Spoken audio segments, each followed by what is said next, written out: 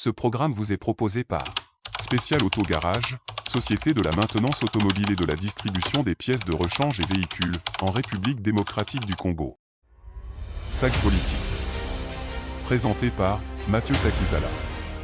SAG Politique d'aujourd'hui, il y a 3 invités. Nous allons faire quid dans la ville de Kinshasa, les déplacements, l'insalubrité. Le vrai problème, c'est qui? Est-ce que c'est la population de la ville de Kinshasa? Est-ce que c'est la gestion? Est-ce que... Et je ne serai pas seul.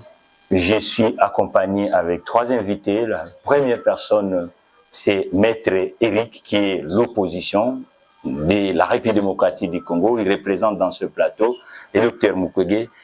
Maître Eric, bonjour.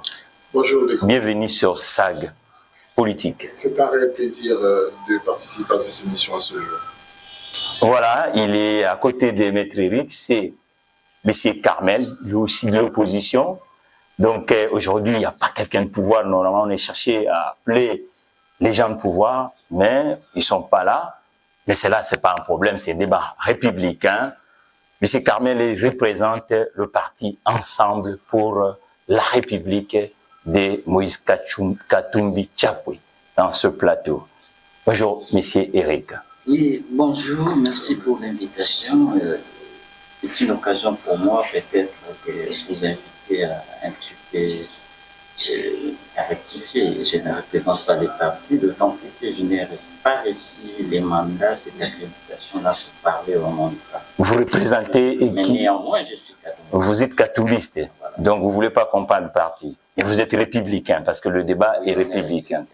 Voilà. Donc, à côté de M. Eric, c'est le chercheur à l'Assemblée nationale. Vous savez qu'en ce moment, l'informateur est allé déposer, et puis l'Assemblée nationale a un sens. M. Pompon Njoli, qui est chercheur, et puis politologue. M. Pompon, bonjour. Bienvenue dans SAG Politique. Bonjour, chers journalistes. Merci pour l'opportunité.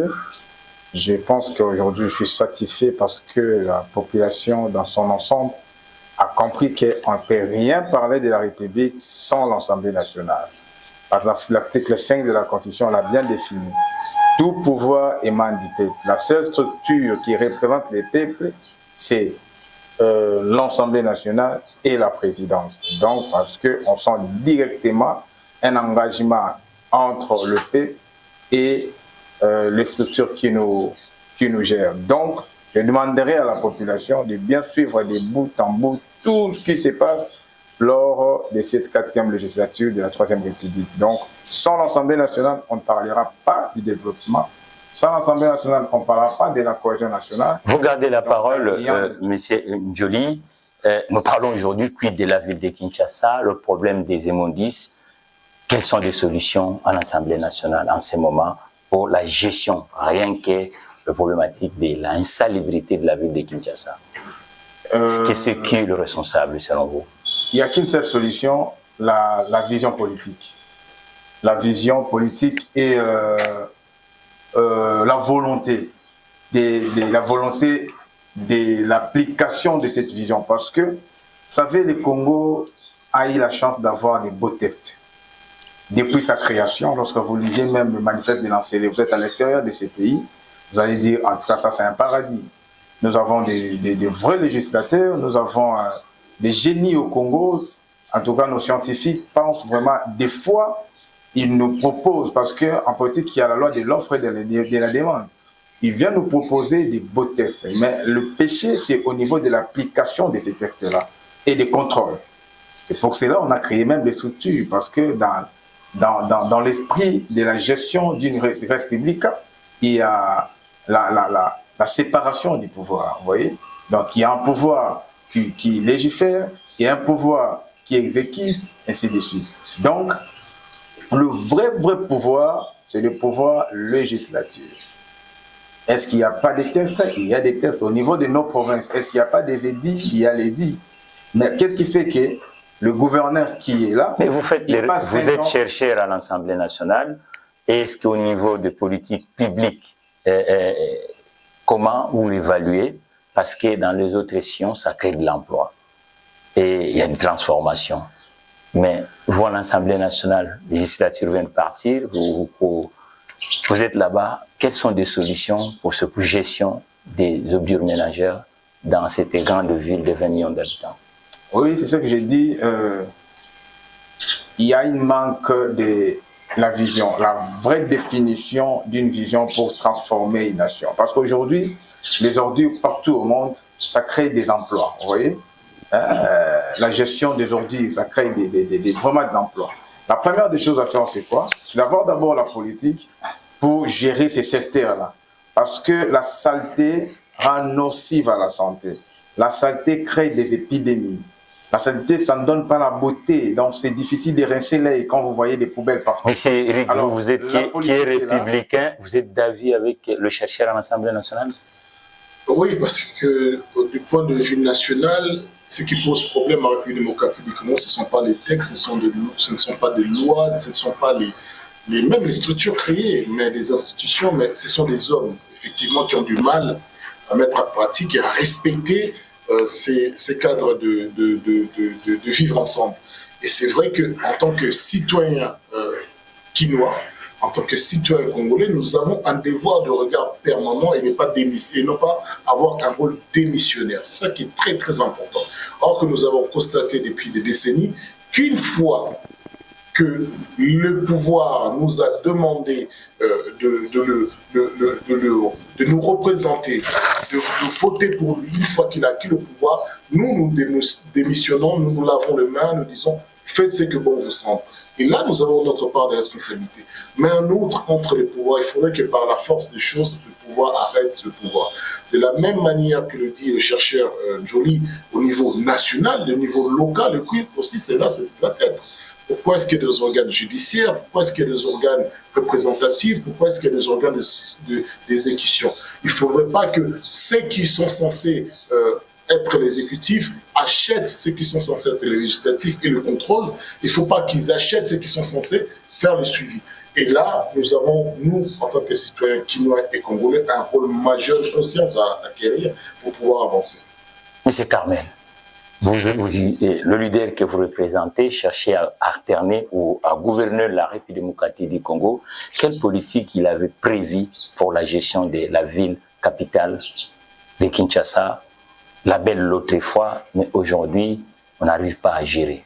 Et quel budget d'abord pour essayer un peu? Vous avez évalué le montant en budget financier et puis en nombre d'emplois.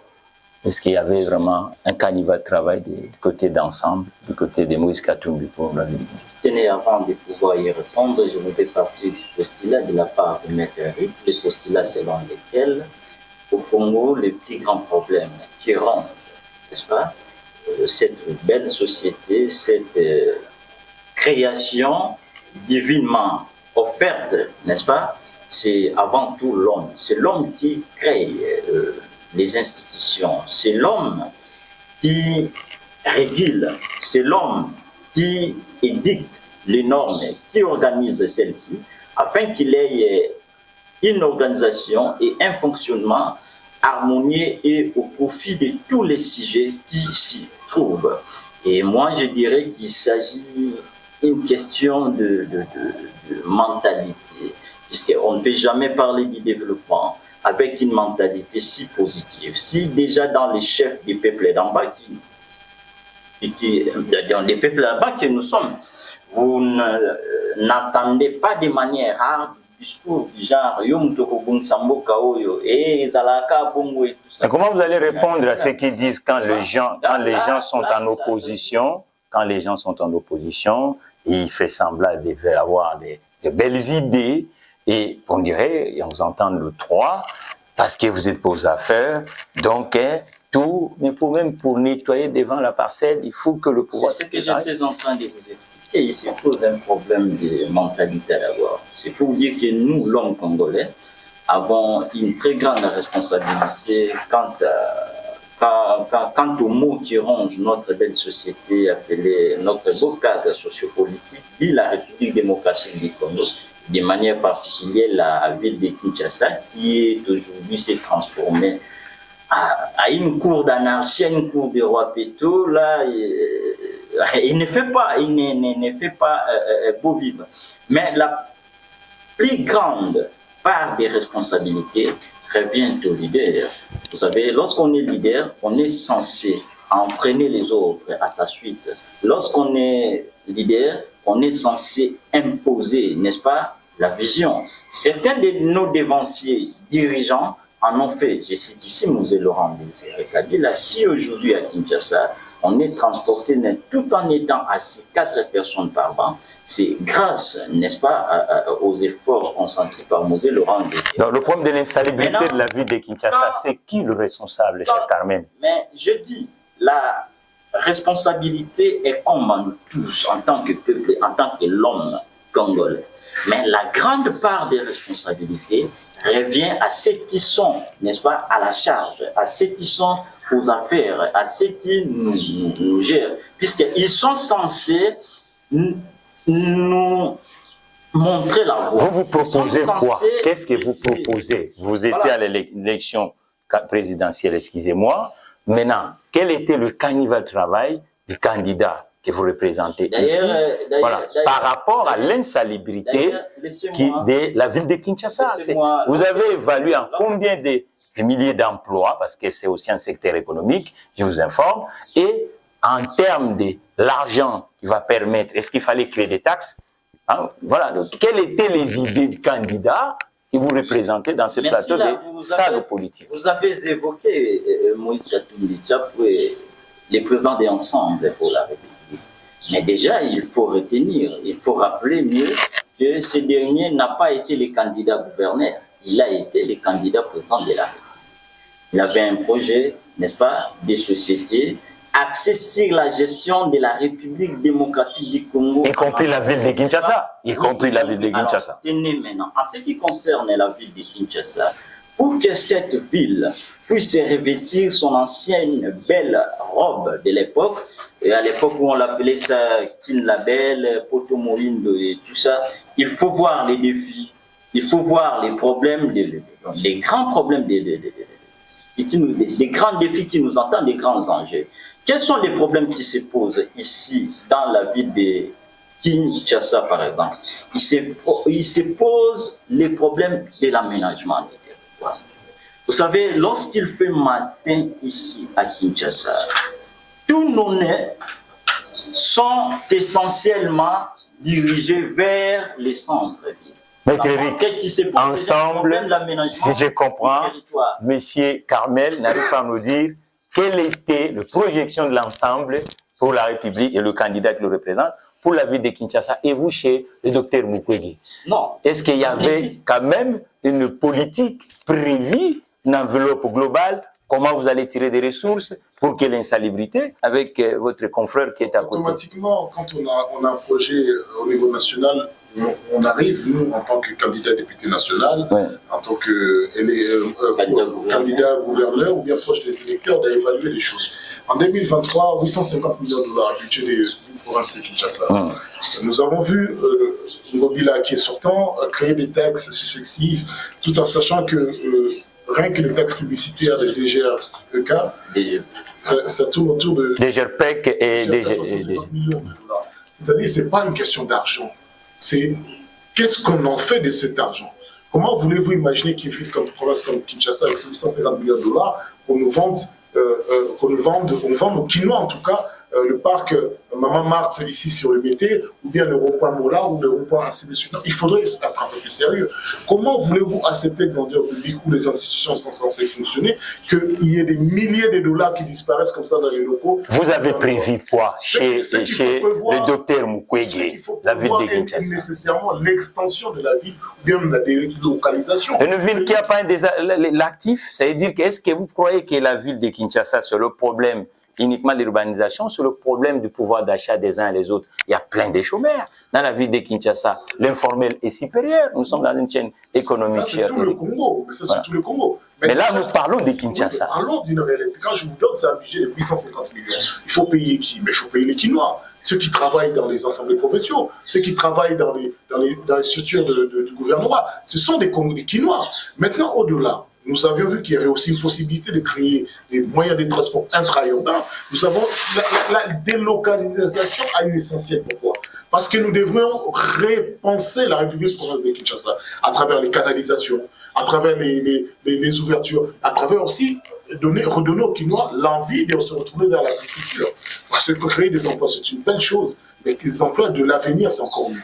Il faut, et oui, on a pensé, on a vu, on est censé voir une informatisation de la gestion de la ville en termes aussi des taxes. Nous sommes censés voir une police urbaine, locale, prête à sécuriser. Tout ça, ce sont à la fois des budgets qui doivent être des budgets forts pour la ville-province, mais également du gouvernement. Cependant, la manière la plus rationnelle que nous devons gérer ce budget, il faut d'abord répondre aux attentes des Kinois.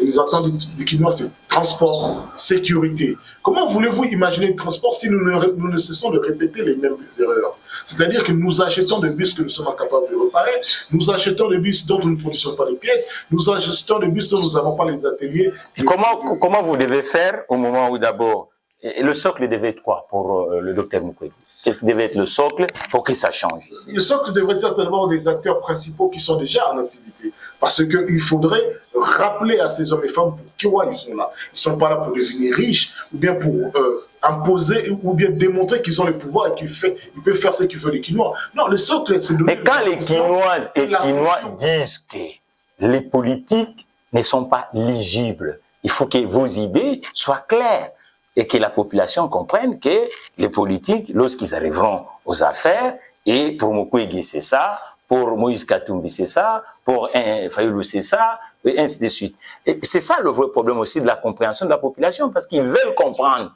Ça fait déjà presque 60 ans que cette ville, nous les gérons du côté congolais. Que ce soit Denis Mukwege, que ce soit Moïse Katumbi, que ce soit Fayulu, c'était des candidats à la présidence nationale. Le projet porté en termes de national, il faudrait avoir la capacité de le dupliquer au niveau local. Et dans ce niveau local, nous avons priorisé la sécurité, nous avons priorisé la justice, nous avons priorisé, bien sûr, la capitalisation des richesses. Et ça, c'est une réalité où, pour mieux s'en imprégner, il faut être dans les affaires. Aujourd'hui, je vois un jeune duo qui est en train de compétir pour le gouvernement de la ville-province de Kinshasa, Daniel Bomba et Sokoliste. Je regardais leur projet, je me dis qu'il ne s'agit pas ici d'avoir un camp politique ou un autre, mais il faut épouser les idées de ceux qui sont là pour améliorer les choses. Et quand on voit ce qu'ils proposent... Ça va rester uniquement qu'au niveau des idées? Les idées, oui, l'idée, mais il faut le budgétiser, il faut un plan. Trouver les moyens. Il faut un plan.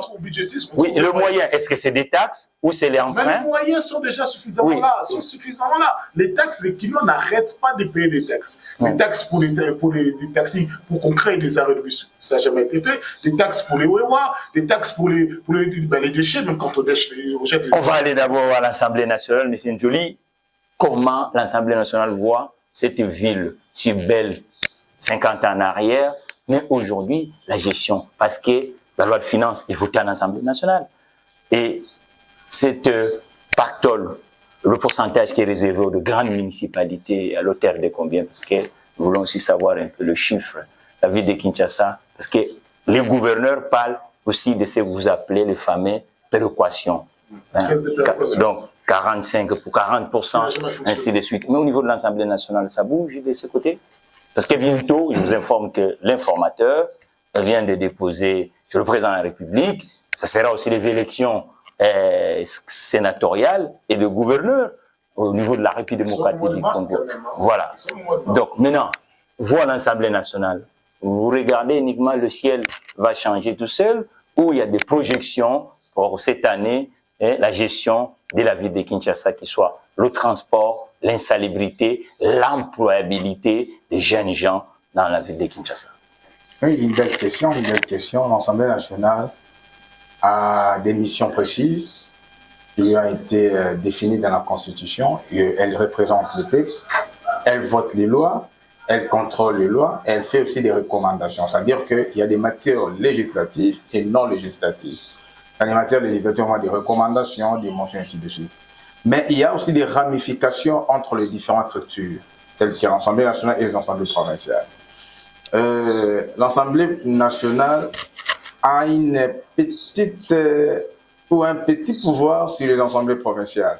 Mais parce que vous ne m'avez pas demandé avant l'émission pour avoir vraiment pour vous donner une explication claire quant à ça. Expliquez-nous un peu comment ça fonctionne au niveau de l'Assemblée nationale pour les entités administratives décentralisées. L'Assemblée nationale fait des recommandations aux assemblées provinciales.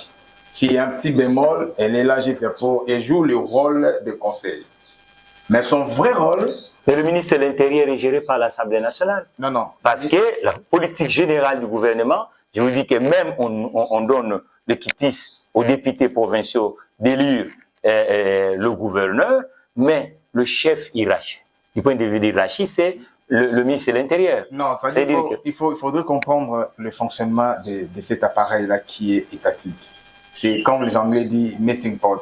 Il y a plusieurs éléments en intégration, mais chaque élément joue à sa partition.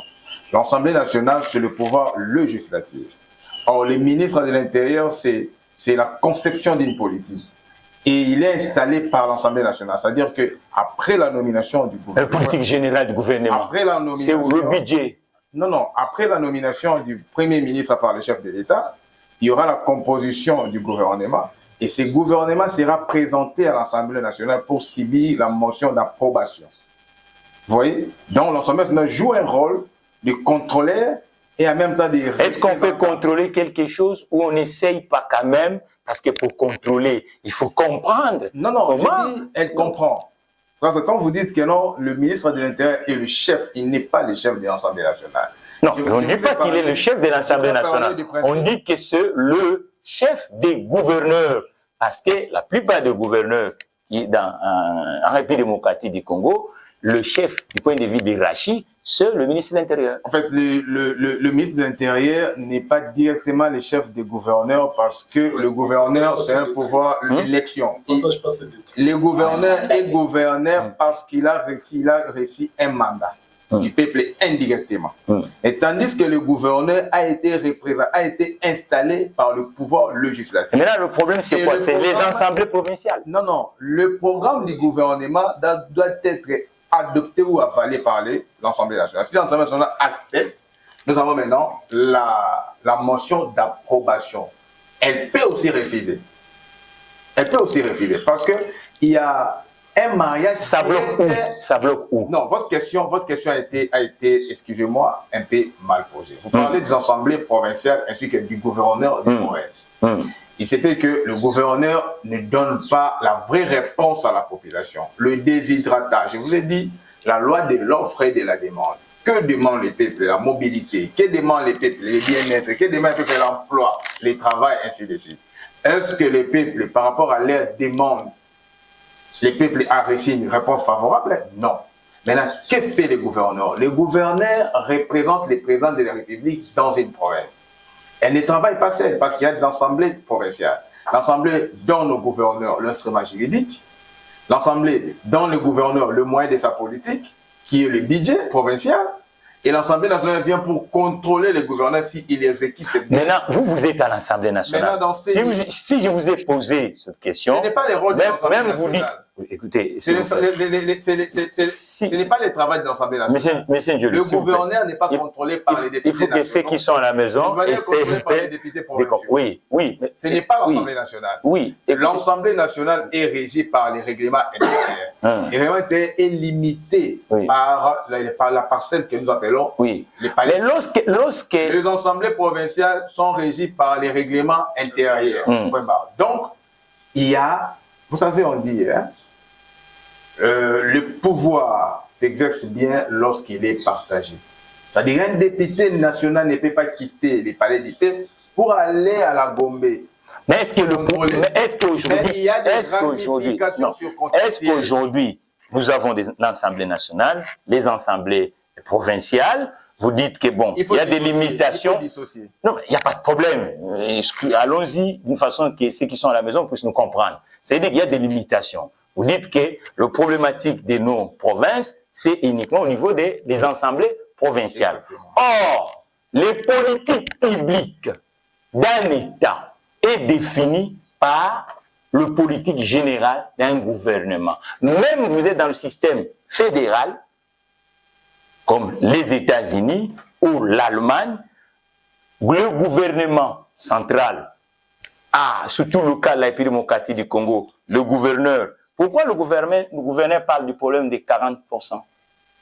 Ça, c'est la péréquation. Ah, vous voyez, mais ça est géré par politique nationale. Il faudrait bien lire la Constitution. Vous allez comprendre, nous avons 4 institutions et 3 institutions politiques. Les 4 institutions, c'est la présidence qui est la première, suivie de l'ensemble des parlements, les cours et tribunaux, et le gouvernement et les cours et tribunaux. Oui.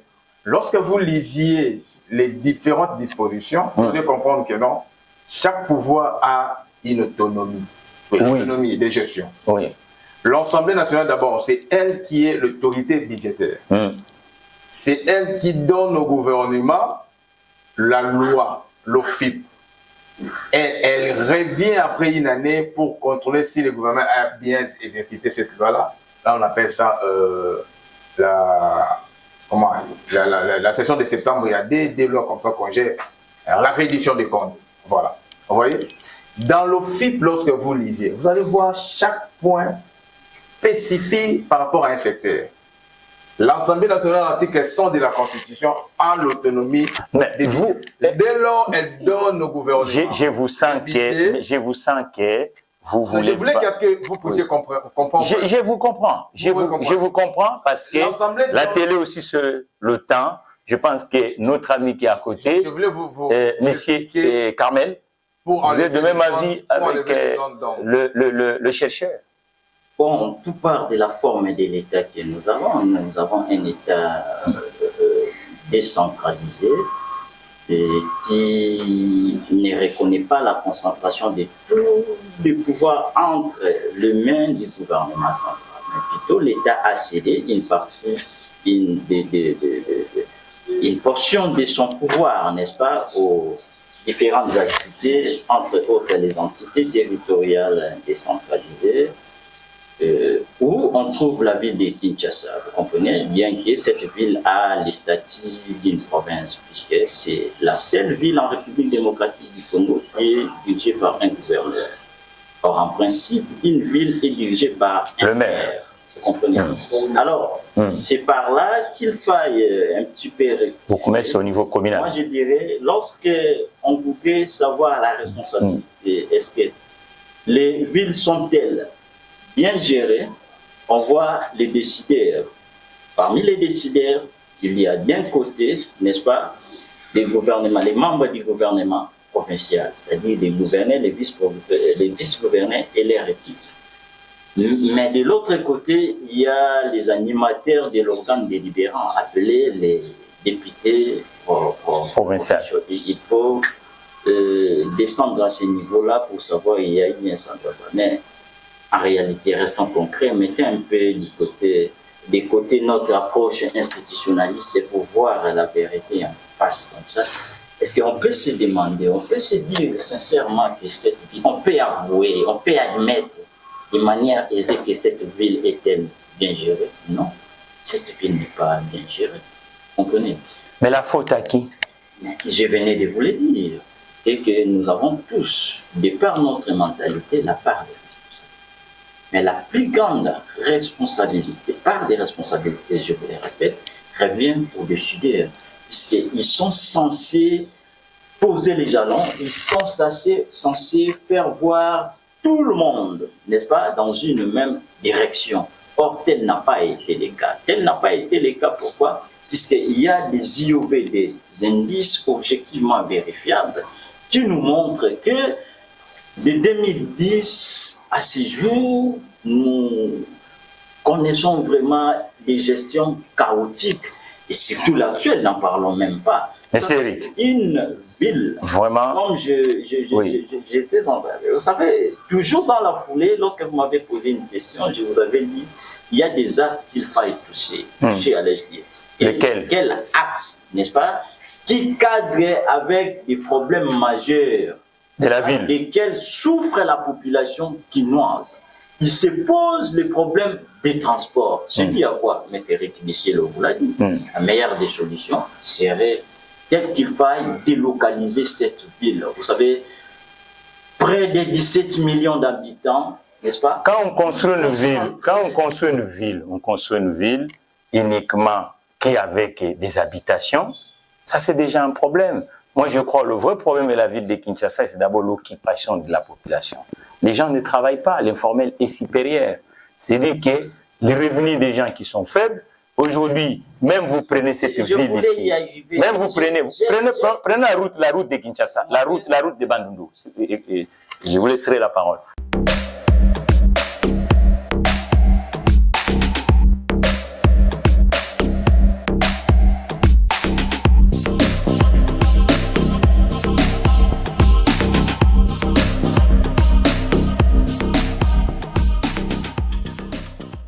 Ville urbaine, si vous voulez, de la ville de Kinshasa.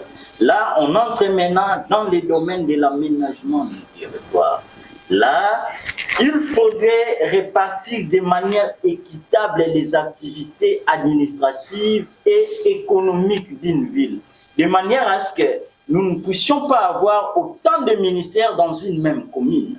Vous comprenez? On peut avoir le ministère dans la commune de la Gombe, un autre dans la commune de Maluku, un autre dans la commune de Lansele, etc., etc. Mais pour pouvoir donner un peu le développement à cette ville, ça c'est une proposition aussi, il faudrait voir la fiscalité. C'est vrai, déjà, c'est que la fiscalité quinoise, par l'entremise de la DGRK, nous donne trop, mais le problème c'est la canalisation de tous ces moyens-là. C'est vrai, on taxe, la DGRK taxe. Il n'y a pas que la DGRK, mais aussi certains d'autres services, notamment la service. Les assujettis, la DGRK vous dirait que voilà, les assujettis ne sont pas beaucoup et que la plupart des gens ne payent pas parce qu'ils donnent aussi des arguments. Bon, l'objectivité me pousse quand même à admettre en partie. Vous comprenez, en très petite partie. C'est là. Pourquoi? Si déjà le gouvernement central éprouve des difficultés pour pouvoir identifier de manière concrète, véritablement, la vraie matière imposable, surtout des entreprises de taille, a fortiori les gouvernements provinciaux. Donc il est question de vrai identifier, de développer des mécanismes pour pouvoir maximiser. Bon, nous allons regarder l'image. Nous allons regarder l'image qui vient de Sénégal. On a vu que la politique, c'est cette compétition du côté de Sénégal, ça s'est fait vraiment correctement. Et regardez l'image.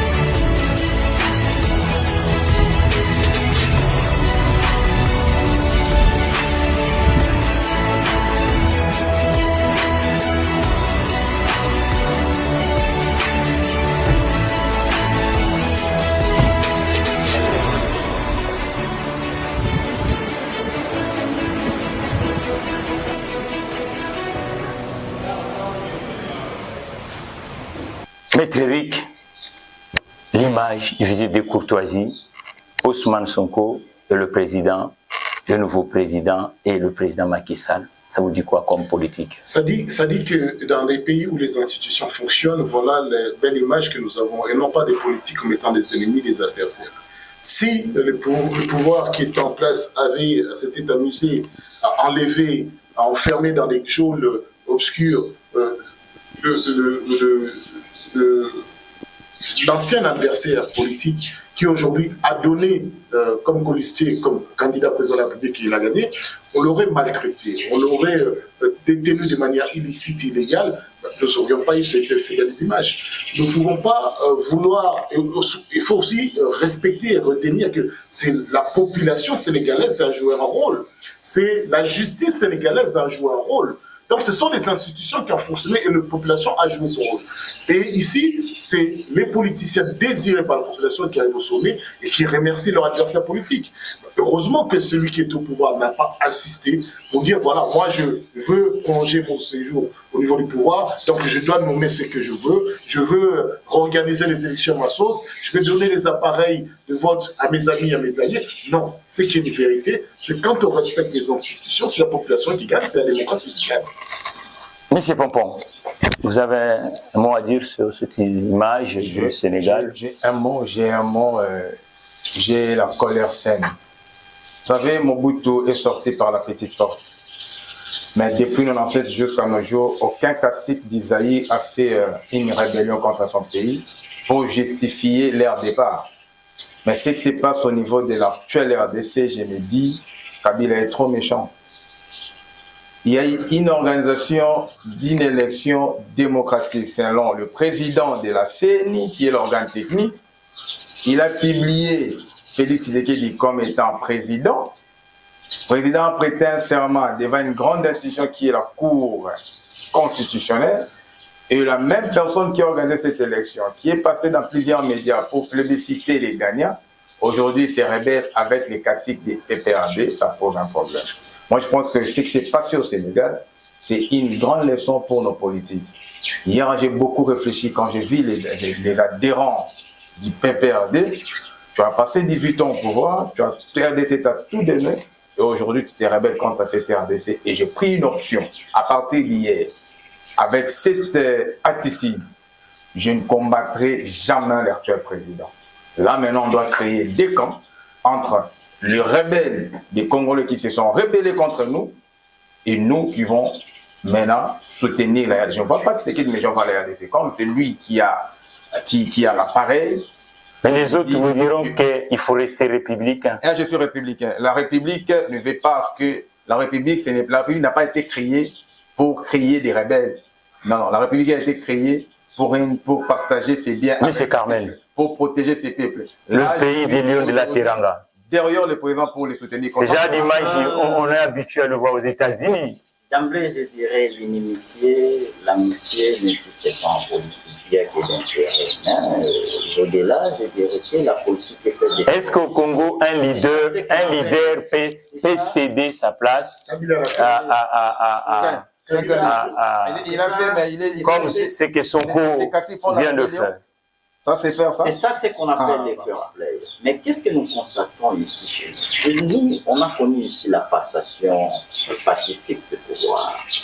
Mais par après, c'est la personne après qui on a eu les pouvoirs que l'on traite de tout le monde. Au moment où nous avons besoin de la cohésion. Au moment où nous avons besoin d'éviter la nationale. Votre co-débatteur est là, il dit ça. Il dit que c'est pas compréhensible. Est-ce qu'aujourd'hui on peut parler de la cohésion et de l'unité nationale dans notre pays? Moi je dirais non. Pendant que les uns, on le fait passer pour des diables, les diabolisent, les autres, on les canonise, on les encense. Mais qui a créé ça? Qui a créé ça? Ceux qui ont triché aux élections. Non, mais avant la publication de la CNI, une grande autorité du parti Ensemble a dit on attend le verdict de la CNI. Si la CNI ne proclame pas Katumbi comme président, les Katanga sera coupé. Et aujourd'hui, les députés, les patrons d'une structure. Nous avons des déclarations. Mais c'est-à-dire qu'hier, on a vu tout le monde. Nous en avons eu des déclarations. À féliciter l'actuel président. Contre la démocratie. Ça, c'était contre la démocratie. C'est ce que le parti Ensemble a fait. Laissez-moi. Qui a créé ces climat? C'est le pouvoir qui a un devoir. C'est l'opposition. Non, c'est le pouvoir qui a un devoir. Comment tu peux dire que la CENI, tu menaces la CENI? Comment tu peux menacer la CENI? Vous savez, on parle aussi de la philosophie. On n'a pas de politiciens au Congo. Il n'y a pas longtemps, vous étiez au gouvernement avec l'actuel que vous êtes en train de tirer en boulet. Le matuvisme, vous voulez qu'il ait la cohésion nationale et l'unité nationale lorsque quelqu'un vit avec... Mais cher Pompon est en train de dire quoi? Vous êtes en train de lui faire demander... Oui, mais c'est Pompon dit quoi? Monsieur Pompon dit quoi? Il dit que... Monsieur Pompon dit quoi? Le mot que Monsieur Pompon a sorti dans ce plateau de salle politique. Bon, comment vous jugez ce genre de mots? Écoutez, Pompon a indexé un camp. Mais vous indexez quoi? Pour... On parle de non-respect des institutions. Vous comprenez? Ici, on parle des textes. Nous devons avoir quand même cette culture-là institutionnelle. Lorsque celle-ci est intériorisée, on doit être capable, n'est-ce pas, de faire vivre cette famille-là, la solidarité. Parce que les institutions ont aussi comme mission, n'est-ce pas, de réunir. Vous comprenez? Or, la première des institutions chez nous ici, c'est quoi? Sur le président de la République. Entraînons, soyons réalistes. L'actuel président fait son job. L'actuel président a fait la diplomatie, a fait la diplomatie. L'actuel président a amené la francophonie ici. Traiter les autres des candidats des étrangers, il ne faudrait pas. Je crois que le temps nous fait défaut avec cette belle débat de SAG politique. Nous donnerons quelques secondes à ce sujet qui est majeur à chacun. Et je dirais, on va commencer avec M. Njoli. Mais Kinshasa, en quelques secondes, qu'est-ce qu'on doit faire pour vous du côté de l'Assemblée nationale pour que ces problématiques quid Kinshasa, l'insalubrité, le transport soient quand même absorbés? Bon, ce qui est vrai, le problème de l'RDC a été identifié, estampillé, c'est l'homme congolais. Les textes sont là. Peut-être il faudrait seulement les dépoussiérer pour les mettre à jour.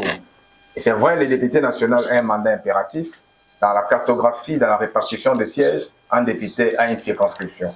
Et dès lors qu'il est voté, il peut faire son travail dans l'espace Congo, pas la circonscription. Même si ça tarde pour avoir une réponse au niveau provincial, un député national a un droit de faire son travail comme étant défini dans la Constitution. C'est-à-dire, il peut faire des enquêtes, il peut convoquer, ce n'est pas un péché. Mais aussi, il ne faut pas oublier, le vrai contrôleur, c'est l'homme, c'est la population. Vous voyez, il y a un adage sud-africain qui dit, si tu te promènes avec un aveugle, il faut le péter pour qu'il sache qu'il est accompagné. Ça veut dire la personne qui accompagne le pouvoir à bien répondre par rapport à ces déshydratants, c'est la population. Vous avez vu le Sénégal, la Cour a eu la pression populaire.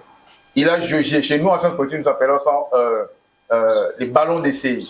C'est-à-dire la politique joue avec la population, n'est-ce pas? Kengo l'a fait en 2015, lorsqu'il y a eu le projet des sociétés cyroniques. Il fallait 3 ans de recensement. Il y a eu 4 jours, Kengo a dit on est en train d'atterrir. La vie, c'est les pouvoirs. Pour ce sujet. Le fils le plus malheureux qu'il y a, c'est que nous avons eu un gouverneur. Et c'est ça le plus mal, en fait. C'est ça qui démystifie tout. Un gouverneur de la ville de province de Kinshasa qui avait la confiance du chef. C'était ça. Et le chef, c'est qui, le président de la République? Elengay, ça a été réalisé. Donc, pour vous, vous nous avez réunis pour parler de l'économie. Oui, mais il dit c'est Elengay ça.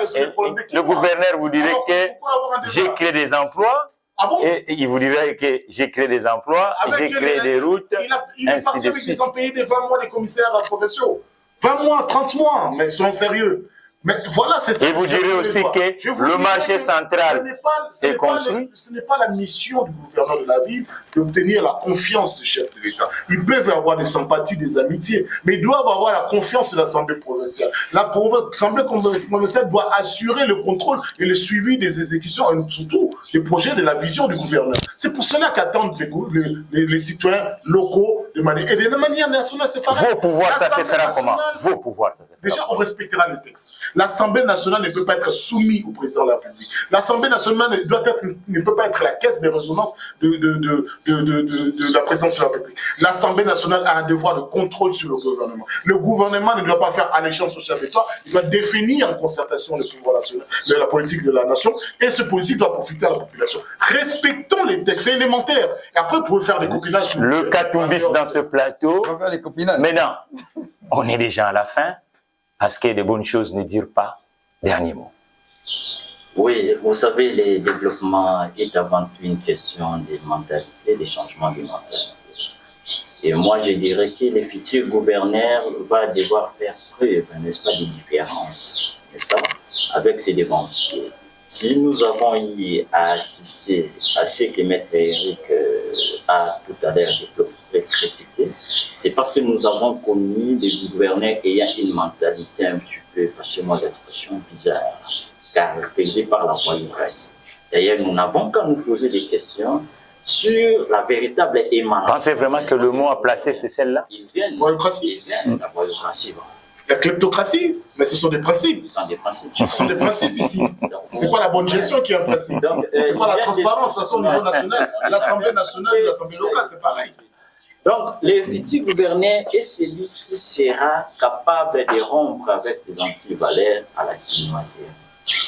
Puisque diriger la ville de Kinshasa nécessite aussi que vous soyez quelqu'un peut-être dur, fait d'assez rare, vous comprenez, mais aussi avec une assemblée délibérante provinciale capable de censurer, n'est-ce pas, voilà, le gouvernement. Monsieur Carmel, vous remercions pour ces sagas politiques d'aujourd'hui. Voilà, en tout cas, on était accompagné avec des éminentes personnalités de la République démocratique du Congo, M. Carmel, pour Ensemble, qui représente Moïse Katumbi dans ce plateau, et le maître Eric, ce docteur Mukwege, le représentant qui l'Assemblée nationale, politologue Pompon Joli. Quant à moi, au prochain numéro des sagas politiques.